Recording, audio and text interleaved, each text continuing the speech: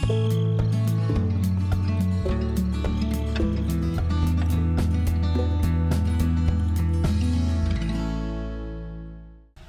all, welcome back to Wild Wild Wes's Gelvin Valley for Farming Simulator 15. We are continuing in the planting process. And it looks like we're soon to need to refill our planting unit. Yeah, I don't think we'll be able to quite finish this, but we'll see how far we can go.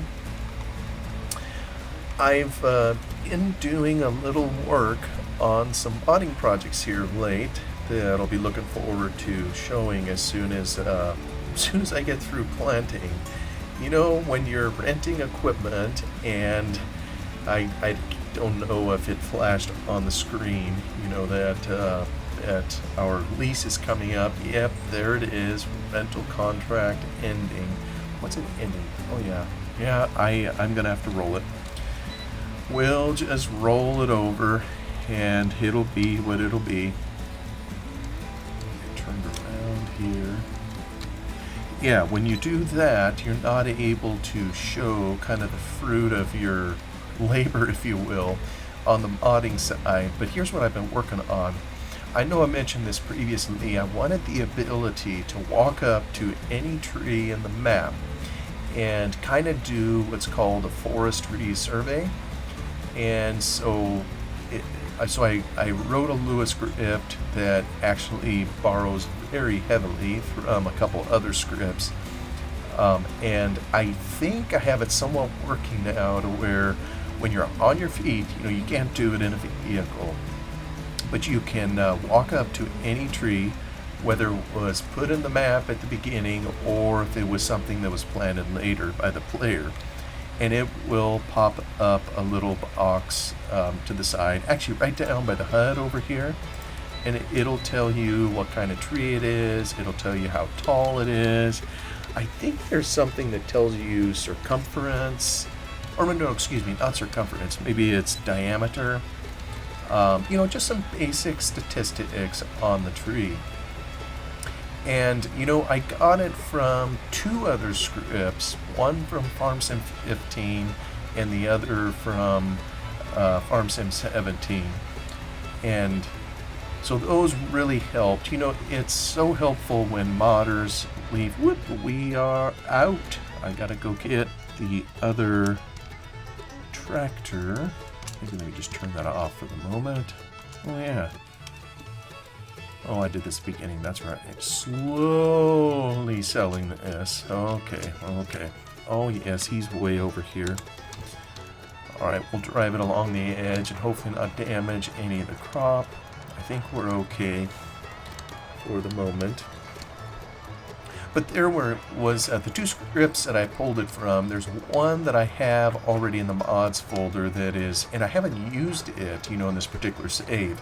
It's a script, you know, that goes with the forestry harvester. I don't know what else you call that. It's that big gizmo where you can walk up to trees and then cut them down, you know, all from the comfy seat and cab of this, you know, it's a tree harvester. So it was intended to work with it that whatever tree it had in its trigger or in its clutches, if you will, that it would grab that tree and then it would give you some statistics while you were in the tree harvester. So I used part of that because it was putting certain statistics on the screen, so I knew the kinds of things that were available that I could get. And it had some helpful coding for that. But what it doesn't do is when you're out on your foot, you know, or out on foot trying to do just a regular old forestry survey and you don't have a tree identified, somehow you need the ability to identify a tree. So there was a script I remembered from FarmSim 17, maybe some of you remember it too, which was the version after this, where you could walk up to a tree and you could mark it, you know, put a big old X on it, and then, you know, they do this in the forest all the time, you know, identify which trees are going to be cut, and, you know, by putting in some red marking on them. So it's kind of a cool little mod, And actually, it happened so quick you couldn't see it, with the naked eye. But what it did instead, it wasn't putting a literal mark on the tree. You were planting a different tree that happened to have a mark on it. So that particular script, of course, would identify a particular tree, when you were walking around. Of course, it had a different purpose. It was to identify a tree and plant a different one. So I kind of married the two code bits and came up with something simple, hopefully, that just puts a few statistics on the HUD down there, if you will. And it didn't happen to have the stat that I wanted, so I figured out a way to add it, namely the growth state of the particular tree. Alright, here, let me see if I can lock this. There we go.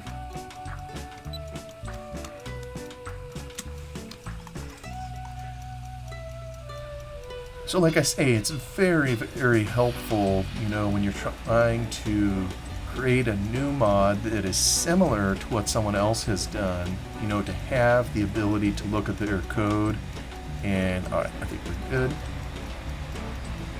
and see how they did it, and it's, if we didn't have the ability to access the Giant's own code, we would never know how to code a single thing. So it's just very helpful to borrow from other modders too. So I don't know, it isn't something I'm going to release. I can't imagine people would be too interested. Like I say, I mainly want to have it so I know what the growth state is, because as soon as it's growth state number 4, then I'll know that it's ready to head in there with the tree harvester so we can cut them and go do stuff with them. And frankly, if that's the only purpose, it kind of was just a little exercise to see if I could do it. But really, you could just open the save game file. There's a specific XML file in the save game file that has all that data in it. You can pull it open, and you may recall all those trees that we planted. There's some over here and some over here. All those were planted at the same time, so I think substantially all of them are at the same growth state, and I think that they are at growth state 3, as I recall. So anyway, more to come on that. In the meantime, we obviously have a crop to get put in, so we're kind of just like in real life, where we can't leave the fields because we have important things to do out here for this coming year's crop. Mainly getting it planted. We'll have to take a look at that a little while later. The other thing that I was going to do some modding on, and I can't remember if I mentioned it, I'd like to get into livestock. And the thing about livestock is you need feed for them, obviously. And right now everybody knows I've had money troubles. The only reason I have $115,000 in the bank is because by virtue of a loan. So I'm kind of watching that closely, to figure out what I'm going to do with it. I'll have it here to plant. I'll get that taken care of, and then we'll see what excess is left over. I'd like to buy a sawmill at some point, for some tree harvesting, just for you, Russell. By the way, Russell just loves tree harvesting stuff, for kind of some supplemental income to help out the farm. It's all about the farm, but sometimes we need additional sources of income. But yeah, when I get done with this, I get another modding project, I guess, and I'm working on is, to get a source of feed that I can buy. There's, I think his name was Baron. He eventually, maybe he became part of Realismus Modding. The guys that made Seasons mod. But he made a mod that is where you can buy stacks of bales. And either straw or hay. So I know you can get hay bales. You don't have to make your own. You know, we have the ability to make our own in here if we wished. Although a lot of the grass, you know, as you've been seeing, I've been using on the sheep here. And we don't just have a lot of spare grassland in the map, and the grassland that we do have is way high on the mountains and it's far away, so you really gotta want it to go up there and get it. So we could potentially make our own, but I was thinking it might simply be easier just to buy it. And you know, that's a dynamic I've noticed in real life too, where sometimes, you know, it's expensive to make hay and to maintain the machinery and the cost of it. You know, if you have a ton of hay that you're making and it's for lots of cattle, lots of animals, whatever, or you're selling it, well, then maybe you can justify the cost of the equipment because you can spread it over a lot of production. But a lot of times for those of us that are small-time farmers, oh yeah, I got one little stripe over there to finish. Down to the bitter end here. So I do have that mod. I've tested it before. I know it works a treat. The thing of it is you would have to go then haul the hay from the store, you know, which wouldn't be that big a deal. Probably by then I should buy my own trailer and so I can haul it, because right now I basically have to lease a trailer. But then the other part would be silage. And okay, maybe I can raise some corn, but and maybe in real life, you know, this is maybe something someone else would need to answer. Maybe, do farmers ever buy silage? And I'm wondering if they do. I mean, if you're small enough, a farmer, and you don't have your own acreage or whatever, you know, maybe that's something a neighbor does for you and you just have to purchase it from them. Oh, you know what? Here, sheepy, get off. Oh, there we go. Speaking of all 700 sheep, I maybe need to hold on a moment here. Hopefully that doesn't keep it rolling. Let me just check. Sheep, 600 feeding trough, 23,000. Nice. And generating wool. Good to know. Okay, and I think that trailer is empty, so when I get done planting, I think I need to make sure my sheep are taken care of. You know, it's kind of my nature to stockpile supplies whenever I can and make sure I have plenty available. So right now I feel like I'm just limping along with the sheep, but I want them to crank out the wool so we can make money. Money. Okay, so this I think also, yeah, so on the silage, you know, I'm just thinking out loud here what I should plant. You know, all around here I've been planting canola. You know, so I kind of have these close fields at home, you know, available. And trying to remember on the cat. Oh, and then there's root crops. You know, don't forget the root crops, you know, that are going to be needed. And the root crops in particular, I feel reluctant to grow my own because it's if I recall correctly, it's the minor ingredient. So I'm thinking if I can just buy it, that it would be better. So anyway, all these things I'm mentioning, you know, these are maybe concerns a farmer would have in real life as to where they're going to get feed for their animals. And, you know, in here, if it doesn't make, you know, good economic sense to grow it myself, I need a source to buy it. And previously, the only source that I had was for the hay, you know, with that one mod that I mentioned, or straw. And you know, I don't know that you could turn the hay into and you couldn't turn it into silage. I know if you harvest grass in here, you can take it over to silage clamp. I'm pretty sure you can put it in there and turn it into silage. You don't have to have corn, so I know it can be done. But again, it requires the availability of grass. And I don't want to be so desperate. You know, if I look at the outer edge of the verge of this field, there's grass along the edge.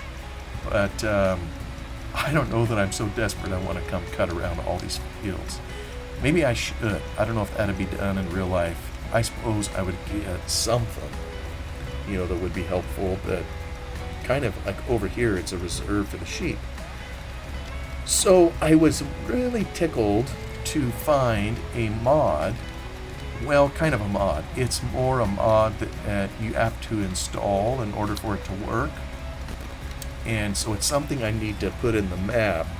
And so I've been searching locations and things, places where to put it, where it's a buy trigger. And as I understand it, you can drive a trailer underneath it and choose something to buy. And it comes with a script, so I got to figure out how to embed it in the map. Probably need to test it, all those good things, you know, to make sure it works. And I already have a place for it. I think it's clear up on top here at the farm, shop, silo, whatever it is.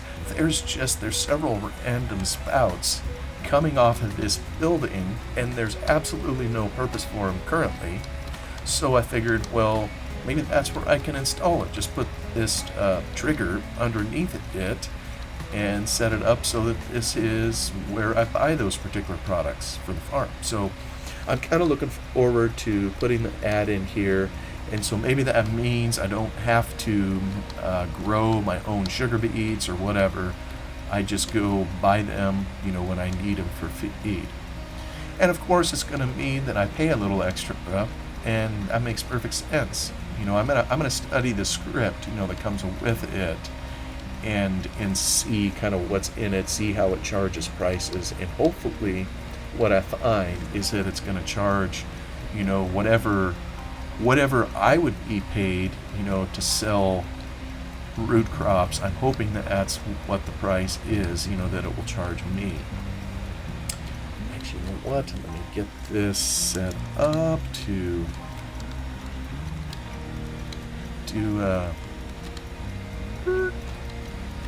good old GPS. So go across the hill. There we go. Now that I've gone 2 around. But that, of course, is going to take a little work, and again, it isn't even really something I can showcase in here until I get done planting fields. But it does temper what I feel I'll have to plant. So, especially, you know, if it literally has everything for sale, then yeah, like I say, maybe I can buy silage through it, although I doubt you would. See, it's just a simple spout, you know, so obviously designed for cereal grains and that kind of thing. Oh, it turned around. There we go. Oh, shoot. Did I not put it down? I guess I lifted it up again.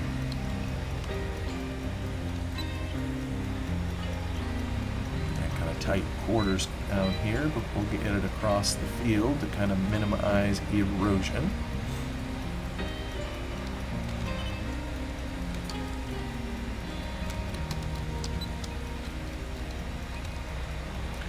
So maybe by the time we get done planting fields, I'll know how much I have in the bank and whether I want to spring for any other livestock at this point.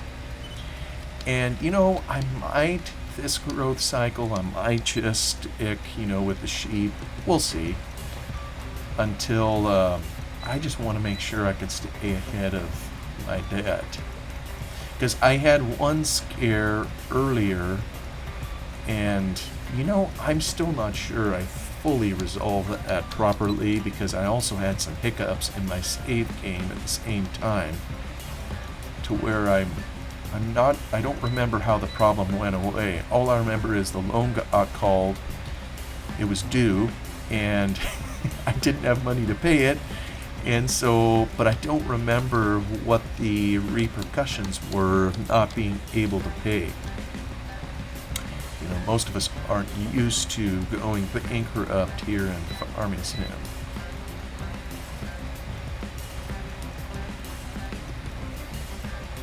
Oh yes, and field planting is going to take a little longer. You know, I may turn back the seeder unit because at some point I have several new fields, 12, 47, 23, and 21, that I need to go in with the ripper. That's going to pull up rocks, and I'm going to need to either roll it or cultivate it, one of the two, to flatten it, and then I'll need to come in with the seeder again. So have a fair amount of work to do. But anyway, that's just on the modding front, a couple things that I'm looking forward to showing once we have time. One of them is basically done, you know, this thing on tree information.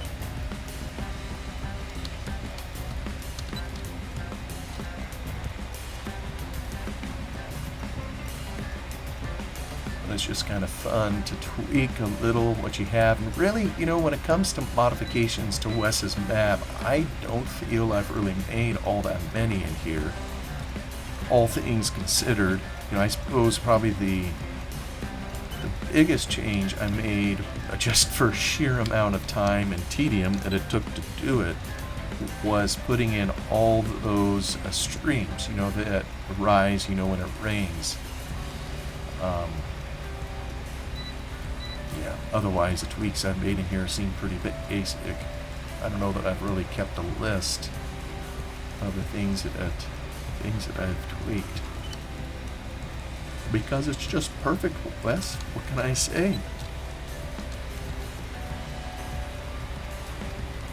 You know, it's been a little while since I've recorded one in here, and it is just a treat to come back to.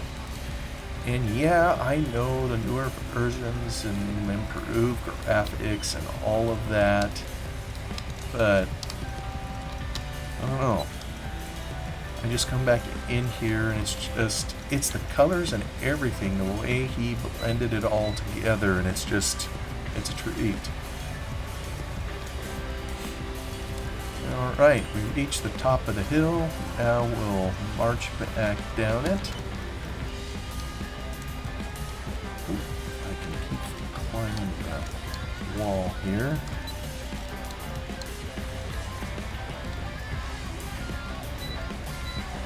There we go. So in previous episodes, I know it's always, some of you that have been listening here, you're so good to come and listen to me just mess about with this hobby that we all enjoy. And you've been kind enough to come along and listen to me talk about this, that, and whatever. And I know there's another friend of mine who does some of this too, actually several of them. And one of the commonest things, you know, that is said is, well, it's hard to know what to talk about. And yeah, I hear you. If there's something you can do, I've done this a couple times for a couple friends. I know one of them is a trucker in real life, and I have a Discord connection to him. So one day I said, hey, if you're ever looking for something to talk about, here are some things, you know, just about your occupation, you know, that I personally would be interested in knowing. I don't know about others, but anyway, I just gave him a couple pages in a word processor full of questions. I did the ad for another friend. So if there is ever something you want talked about out in here, assuming it's decent, leave a comment. Ditto with any others of us who just have tiny, dinky little channels, because, I don't know, we just enjoy screwing around, playing a game on here, and pretending we're talking to people we can't even see. And who maybe don't even listen to the whole video through anyhow. So who knows what they come for. You know, it's interesting. YouTube finds a number of statistics on where people are located, you know, listening to your videos. And no, it doesn't pinpoint your location, you know, to the exact address. I'm not even sure it does cities, but I know it does, like here in the U.S., states, countries, and I've had some weird, it just seems to me weird. You know, I would expect most of the people who would listen to me would be maybe in the U.S., maybe some in the U.K., Australia, wherever there is general English spoken. And yes, I realize there's English spoken all over the world, but, you know, just a Western country, if you will, what we typically consider Western, but no, I mean, there's been hits from some far-flung places I never would have imagined, and maybe it's just a mistake. You know, maybe somebody clicked on the wrong thing and somehow ended up in here. I don't know. Just kind of interesting to see the old stats. Honestly, I don't spend much time looking at them, though. As I've explained many times, my goal has never been to just grow a large channel. Mainly because, you know what, I don't think I have the skills to, nor am I sure I could ever acquire them, so it'll just kind of be what it'll be. Having fun regardless. But on the topics that I did have going in here, now that I've blathered on till there's only a few minutes left, was kind of a continuing theme of things I've only done once in my life and probably will only be once.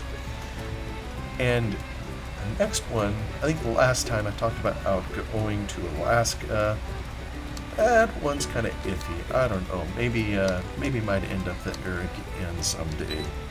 Who knows? We'll see. But one that I have here harkened clear back to my childhood. I live in the Willamette Valley of Oregon, and one time, I think when I was in grade school, I think it was grade school, unless it was 7th or 8th grade, middle school, I don't remember. We took a field trip to Seattle and went up the Space Needle. And I just remember going up it, and I'll be the first to say, yeah, I'm afraid of heights. I'm not one of those that likes lingering up there, and even though it's encased in glass and everything, I just have this memory of going up the Space Needle, and you go shooting up in the air, and there's glass on this elevator, at least there was at that time, so you just feel exposed to a whole lot of altitude in a hurry, and it's like, gee, I think it would have felt better, you know, if the windows on the elevator didn't go floor to ceiling, you know what I mean? And it just felt like you could step off into the abyss, and there ain't nothing for, I don't know how tall that thing is. Is it over 1,000 feet? I don't know. Yeah, and then to get up on top, I almost think they had a restaurant up there, something like that, and I almost think the thing turns too, very slowly up on top, or maybe it's every 12 hours it does a turn. In many ways, an engineering marvel, you know, that someone put it all together and created it so people could go up and do it. Kind of like the Eiffel Tower. You just wonder how these buildings, why they were put there, and why so many resources were expended to put them there. Just kind of amazing. So probably only once in my life gonna be going up that. I'm gonna call it that. I do remember buying a replica of of the Space Needle when I was up there, and I just remember it costing an arm and hind leg. You know, I had taken some money, I think, for lunch. I don't even know if I could eat a decent lunch, but I just had to come home. I got the smallest, tiniest, dinkiest little memento I could get, and it still took most of my, oh shoot, still took most of my money. But such is the case. When you go to a tourist trap, prepare to open wallet and lighten your finances a little bit. The next thing I put on here that I hope is the only once that I've ever done in my life. Well, and I think I've described it in here before, crashing my car. And not only crashing my car, but running into a police cruiser of all things. You know, yeah, I think I've maybe described that in here before. But yeah, just driving to work early one morning. When I say early, it was, I don't know, 20 after 5, something like that. And encountered a police officer in there's our bell.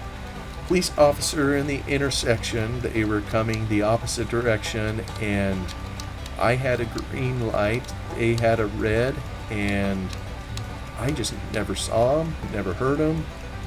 You know, I was behind a larger car for a while, coming up to the intersection, and they kind of pulled off to the side, and I continued through, even sped up, and boom, we met in the middle. And I thought I was in so much trouble, and I'm just thankful that nothing bad happened. The police never heckled me. Of course, I cooperated. They took full blame for it. It was a trainee cop who was driving that particular day, and I guess she was supposed to have, this is what I remember gleaning later, that she was supposed to have her sirens on, and she didn't, you know, so that's part of the reason I never heard them coming, I guess. And so, yeah, they had an independent investigation done. I think it was a city police officer, so they had the county do the investigation. Anyway, I'm just thankful. Well, I guess I was going to say thankful nobody was hurt. Well, there were people hurt, but there was no bones broken. The main hurt was in the squad car and in my own personal car, both of which, you know, were totaled after that. So, and you know, the other item I have on the list, of course, is riding in a police car. That's the only time I've ever done that as well, and he let me ride in the front. They insisted I go to the hospital, which is probably a good thing. So one of the police officers just gave me a ride down there. So that's the only time, hopefully, that these things ever happen in my life. So, and again, I'd be curious in your list, what's one thing you've done that is never going to happen again, Lord willing.